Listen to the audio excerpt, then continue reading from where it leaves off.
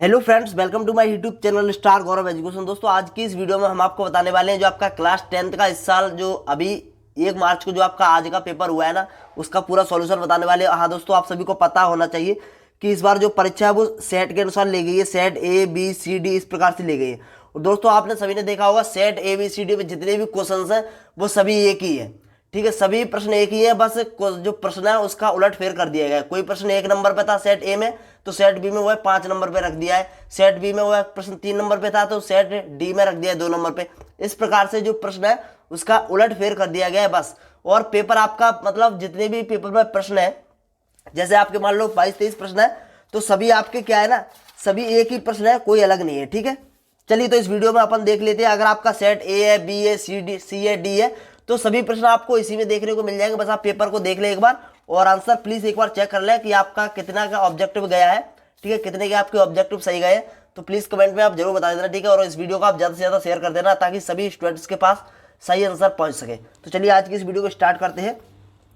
तो देखिए, इसमें जो पहला प्रश्न आया है ये आपका सेट सी है। ठीक है, सेट सी है। आपके पास सेट ए हो, बी हो, डी हो, कौन सा भी हो, सभी में प्रश्न एक ही होंगे। ठीक है, तो चलिए, वह धीरे धीरे चलने लगा, इस वाक्य में क्रिया विशेषण का भेद है। देखिए, सही विकल्प में ये आपका यह प्रश्न होगा आपके में 5वें नंबर पे हो सकता है। अगर आपका सेट ए है, अगर आपका सेट ए, ध्यान से सुना, अगर आपका सेट ए है तो यह प्रश्न जो आपको 5वें नंबर पे मिलेगा। ठीक है, तो मतलब आप देख लेना आप अपने उस पेपर में। ठीक है, कौन से नंबर पे आपका प्रश्न है ये वाला, तो वहां से आप टिक कर लेना। ठीक है, सही आंसर, और आपको पता चल जाएगा। आपसे रिक्वेस्ट है कमेंट में जरूर बता देना कि तुम्हारे कितने नंबर के ऑब्जेक्टिव सही गए हैं। ठीक है, और इस वीडियो को आप ज़्यादा से ज़्यादा शेयर कर दें।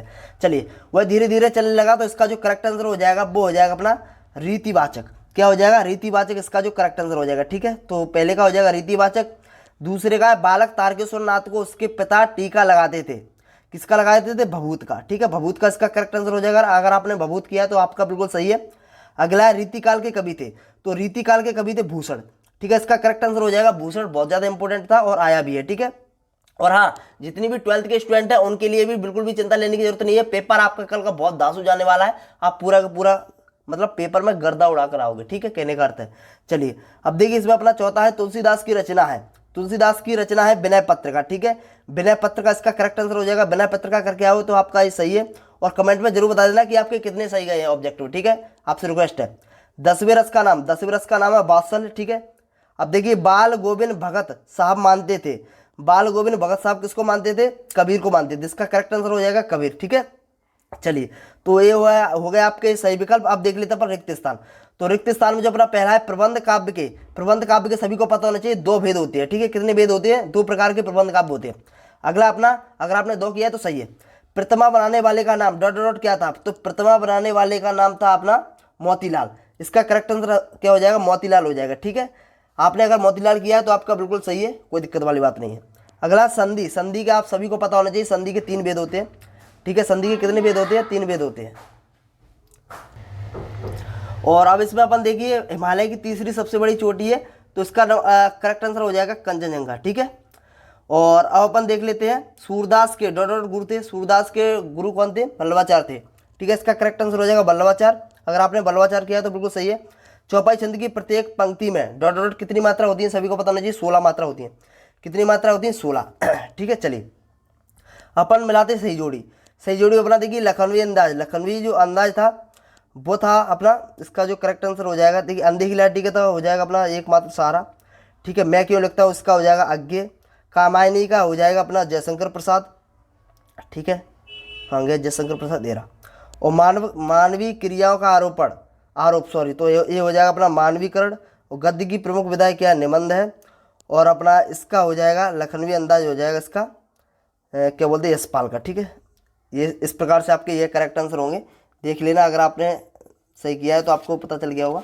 चलिए, अब देख लेते हैं अपन क्या कहते हैं, एक वाक्य में उत्तर। तो एक वाक्य में उत्तर जो अपना पहला प्रश्न है उसको आप देखिए एक बार। तो अब अपन देख लेते हैं इसमें जो अपना एक शब्द में उत्तर है। एक शब्द में उत्तर जो अपना पहला है, गद्य की 3 गौड़ विधाएं हैं। तो गद्य की 3 विधाएं, पद्य साहित्य हो गया, गद्य साहित्य हो गया और रिपोर्ताज हो गया। ठीक है, अगर आपने ऐसे लिखा होगा तो आपका बिल्कुल सही है। अगला अपना समास के कितने भेद होते हैं? तो समास के 6 भेद होते हैं। ठीक है, 6 प्रकार के समास होते हैं। ठीक है, अगला है अपना एक अनार 100 बीमार। इसका मतलब होता है कम वस्तु और मांग अधिक होना। ठीक है, इसका अगर आपने इस प्रकार से किया होगा तो बिल्कुल सही है। और भी अपन बहुत से तरीकों से लिख सकते हैं। ठीक है, तो लेकिन इसका जो सही है वो है कम वस्तु है लेकिन मांग अधिक है। ठीक है। अगला अपना, भोलेनाथ के पिताजी गंगा में आटे की कितनी गोलियां प्रवाहित करते थे? और आप प्लीज़ कमेंट में जरूर बता देना कि आपके कितने ऑब्जेक्टिव सही गए हैं। ठीक है। भोलेनाथ ने 500 गोलियां प्रवाहित करते थे। ठीक है। इसका करेक्ट आंसर हो जाएगा 500। कभी निराला ने बादलों की तुलना किसी की है? तो कभी निराला ने बादलों की तुलना की है बाल कल्पनाओं से। या तो आप बाल कल्पना लिख दो, अगर आपने बाल कल्पना नहीं लिखा है, अगर आपने ऐसे भी लिख दिया है कि मतलब जो बच्चों के काले घुंघरालू बालों से, तो ये भी आपका बिल्कुल सही है। ठीक है।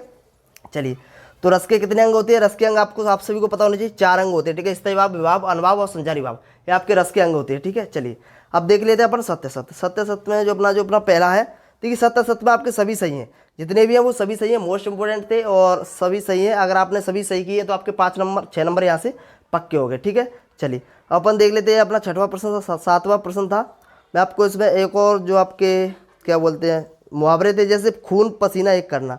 तो खून पसीना एक करने का जैसे मुहावरे का अर्थ, आपने अगर बहुत ज़्यादा परिश्रम करना या फिर बहुत अधिक मेहनत करना, इसका मतलब होता है खून पसीना एक करना। ठीक है। और दाल ना गलना, दाल ना गलने का मतलब होता है बात ना मानना अपनी, मतलब किसी जगह पर जैसे अपन बात को बोलते हैं तो वहाँ पर अपनी बात नहीं चलती है, बात का ना चलना। ठीक है। उसका होता है दाल ना गलना। ठीक है। तो इस प्रकार से अगर आपने किए होंगे बिल्कुल सही है आपका। दोस्तों वीडियो अच्छी लगी तो प्लीज़ लाइक जरूर कर देना और इस वीडियो को हो सके तो ज़्यादा से ज़्यादा शेयर कर देना। धन्यवाद दोस्तों, टेक केयर, बाय बाय।